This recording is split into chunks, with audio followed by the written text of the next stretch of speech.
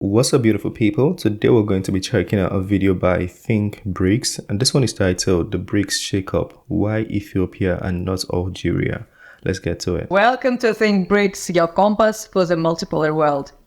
The recently concluded BRICS summit in South Africa brought with it much news in the global political landscape and, of course, some more or less legitimate controversies and discussions. It is now common knowledge that in January 2024, the BRICS bloc will undergo a transformative expansion with the entry of 6 new nations. This enlargement is not just a matter of numbers, it is a strategic move, signaling a shift in the global economic paradigm. In the list of new entrants, one name stood out, sparking debates and discussions: Ethiopia.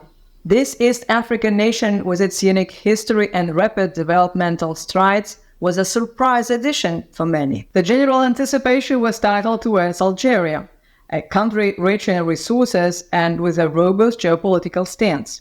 The backing of a heavyweight like Russia for Algeria's inclusion added weight to this expectation. Yet when the spotlight turns to Ethiopia, it left many wondering about the underlying strategy and the future course of BRICS. Algeria, with its vast expanse of the Sahara and the coastline touching the Mediterranean, is more than just a North African nation. It's a reservoir of untapped potential.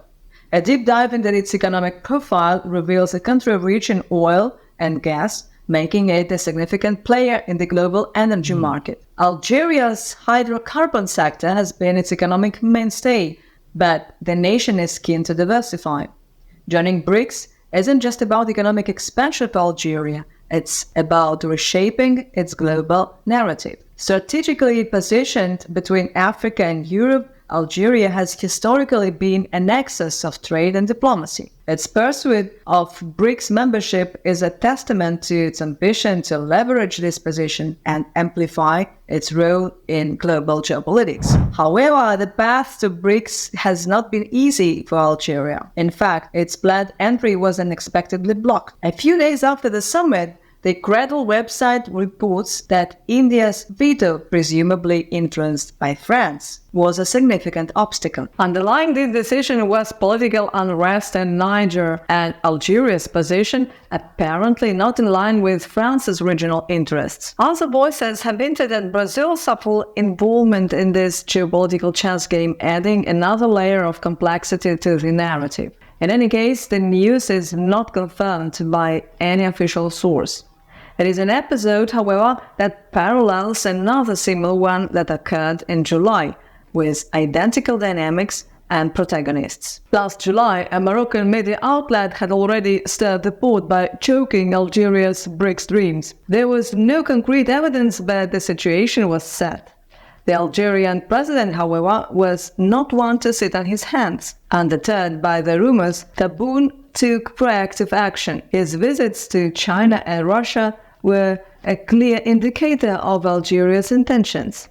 They were a loud and clear message: Algeria is ready for the global stage. Navigating the complex geopolitical web surrounding BRICS decisions requires a keen eye, and as often the case, we rely on the analysis of top geopolitical expert Andrew Korybko. According to him, the BRICS, inspired by the Shanghai Cooperation Organization model, seeks potential regional rivals. Why? To maintain a balance, making sure that no country overshadows the others. It is a smart move, maintaining the BRICS' neutrality and their global image. Korybko delves into the relationship between Algeria and its natural North African rival, Morocco, mainly because of their geographical location and economic and social background. Recognizing the importance of both nations is a strategic insight. However, challenges remain. While Morocco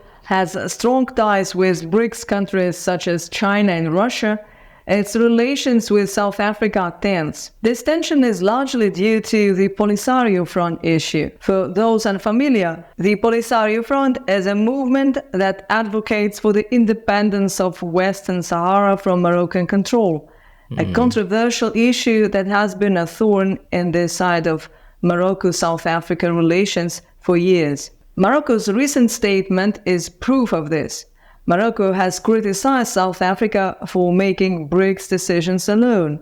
The nation was included in the summit's guest list without any consultation with other BRICS partners.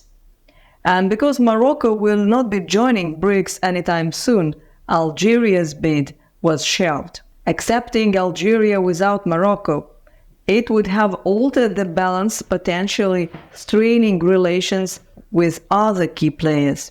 A lot of thoughts were put into this. Yeah, they said they spent about a year just trying to think about the right strategies. I also heard Nigeria was supposed to be, selected.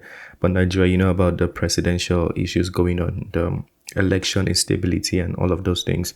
So I think that's why Nigeria wasn't a part. Algeria has faced the challenges of the BRICS summit, but its global goals have not faded. With its resources and privileged location, Algeria remains a candidate for BRICS. With the entry of Egypt and Saudi Arabia, the BRICS are diversifying, hinting at a possible place for Algeria. Countries like Ethiopia and Algeria are making waves, not just watching on the sidelines. Their strategies could shape the future of BRICS and global politics. As expert Andrew Karibko points out, and considering Morocco's perspective, this reveals the intricate balancing game the BRICS perform to maintain harmony and neutrality. In the ever-evolving landscape of global alliances, Ethiopia emerges as a significant player. Its recent inclusion in BRICS is more than just an expansion. It's a testament to the nation's growing influence in regional geopolitics. Often labeled the powerhouse of the Horn of Africa, Ethiopia's ambitions are clear. The nation is making strides in areas such as agriculture and manufacturing. The recent strategic partnership with the United Arab Emirates, signed just days before their entry into BRICS, further solidifies its position as a key player in the region. Ethiopia's unique position as a bridge between Africa and the Middle East opens the door to abundant trade prospects. The nation's strong interest in securing access to ports and control of major sea routes highlights its broader vision of regional connectivity and commercial dominance. But at this point, it may no longer be just about trade. With its eyes on ports and sea routes, could Ethiopia be the key to controlling the waters of the Red Sea and Indian Ocean, where the new BRICS members, namely Egypt, Saudi Arabia, the United Arab Emirates, and Iran, are also appearing? Ethiopia's growing importance is perceived by its neighbors, particularly Somalia.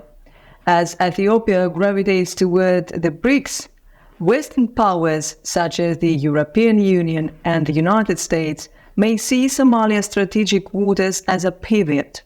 They may strengthen relations with Somalia to offset BRICS expansion, further complicating the global geopolitical scene. With Ethiopia now in its ranks, BRICS is not just expanding, but evolving. This inclusion signals a shift in global dynamics, with BRICS looking to enhance its strategic reach and influence. Ethiopia's inclusion in BRICS is a significant move in the world of geopolitics. As the nation continues to assert its influence and BRICS further solidifies its global stance, the world is undoubtedly witnessing a pivotal moment in international relations. The recent BRICS summit shook global geopolitics with its unexpected moves. Algeria's absence was puzzling, while Ethiopia's inclusion highlighted BRICS' vision for emerging powers. Originally an economic group, BRICS now impacts global politics. As it involves nations like Ethiopia aren't just observers,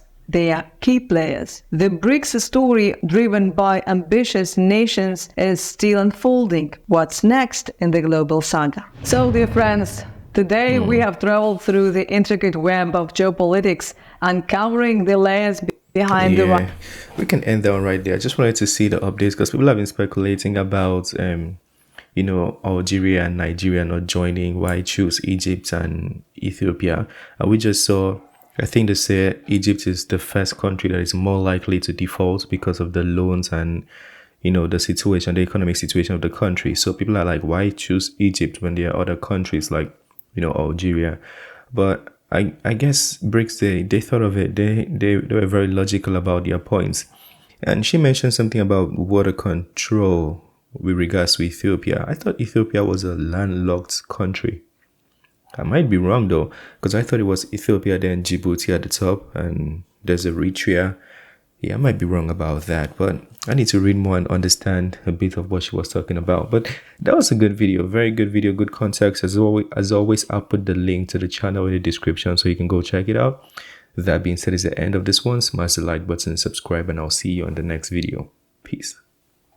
I made this bet on my own, bet on my